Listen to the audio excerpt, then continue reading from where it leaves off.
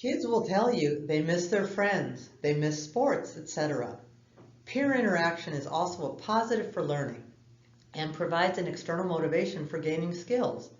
When that educational system is interrupted, despite the best efforts of all school personnel involved, learning potential can be affected.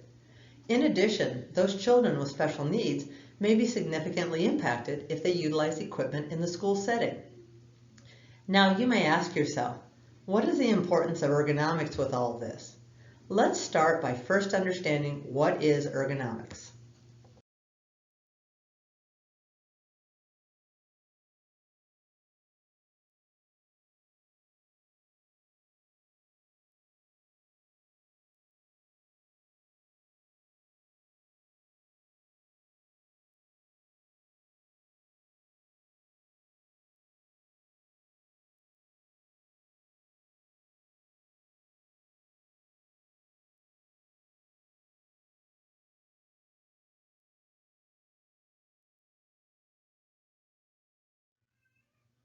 So why focus on kids' ergonomics?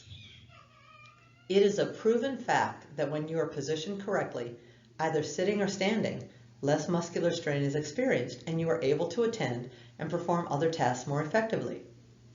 Picture now a child squirming in their seat or slouching while looking down at a computer. Part of their attention focus, whether intentional or not, is aimed at the muscular discomfort, which in turn is impacting their learning. I believe that proper positioning is one of the most important ergonomic principles, with proper lighting being a close second.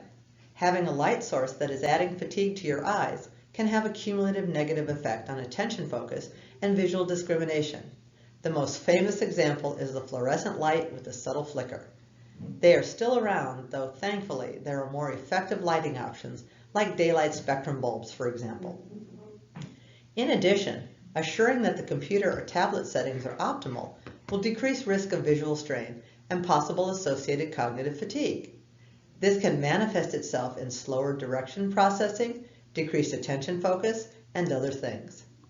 And lastly, I can't stress enough the importance of position changes and stretches or other movements during the online school day.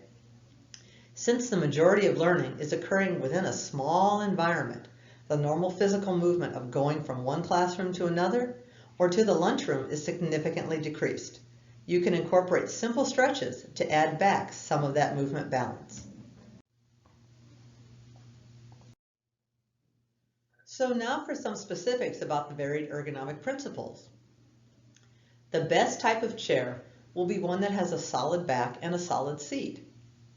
If your child's feet are not able to rest flat, then using a footrest, a hard rubber step, a wood block, for example, is advisable. When the feet are hanging, even if just the heels are not touching, there is still a strain being placed on the lower back. If the chair seat is too low and the knees are higher than the hips, you can use a cushion to achieve that 90-90 position. Same can be said if the chair seat is too deep. A cushion can be placed behind the child to bring them to 90-90. In regards to the desk table to chair ratio, I realize that at this time, many parents are making do with makeshift setups, dining room tables, and the like. The best way to achieve the most benefit is to assure that, if possible, the child's arms are as close to 90-degree bend at the elbow when the hand is resting on the table. If not, a cushion and footrest can also be used. If you have a separate monitor and keyboard setup at home, then number 3 and number 4 are easy to achieve. There is more of a tendency to move your head if your eyes are lined up with the middle to bottom part of the screen, which can add strain to the neck muscles.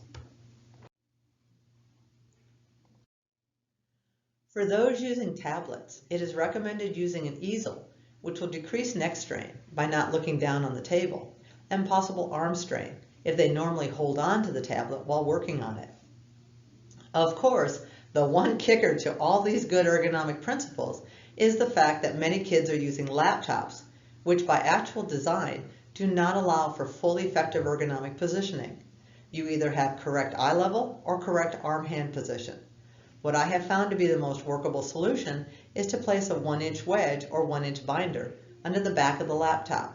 This raises the screen up and doesn't change the hand angle excessively.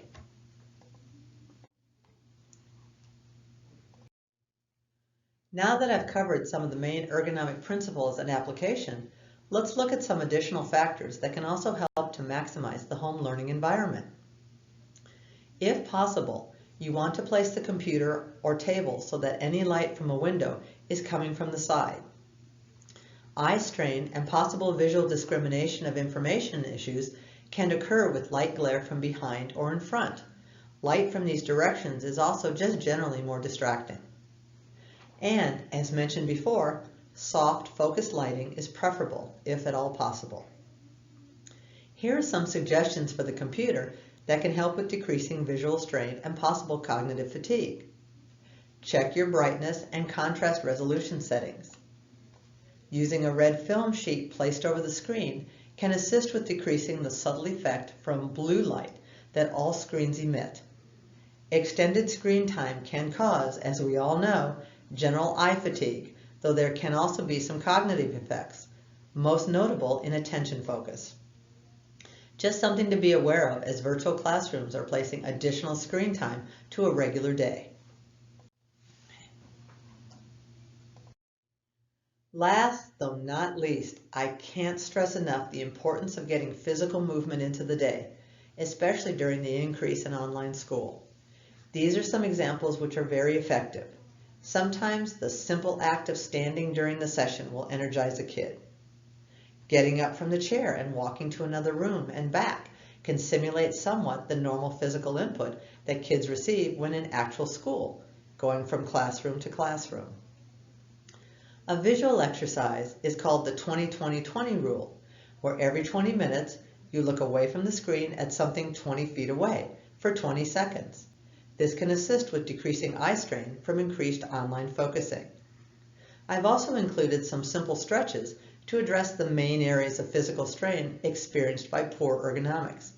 They can all be done in under 5 minutes, which is ideal when the school day is full. Let's try them. Reach your arms above your head, hold for 3 seconds, then bring down. Oh, that feels good. Another one is reach arms behind back and look up toward the ceiling. Hold for 5 seconds and relax. Oh, my neck is feeling better already. Another one is reach one arm above your head, lean to the other side, hold for 5 seconds and relax. Repeat in the opposite direction. Oh, that's stretching out the trunk area, which often gets really tired from a lot of sitting. And the last one is called the windmill. Your arms are out to the side, right hand to left foot, repeat the other direction, total of 5 times. This is kind of a full body stretch and wakes up everything. In conclusion, I want to say that these ergonomic principles and suggestions can also be applied to other settings in your day. I focused today on the virtual school setting based on concerns that some of my parents have expressed. I hope that it has been informative to you. Thank you for attending and have a great day.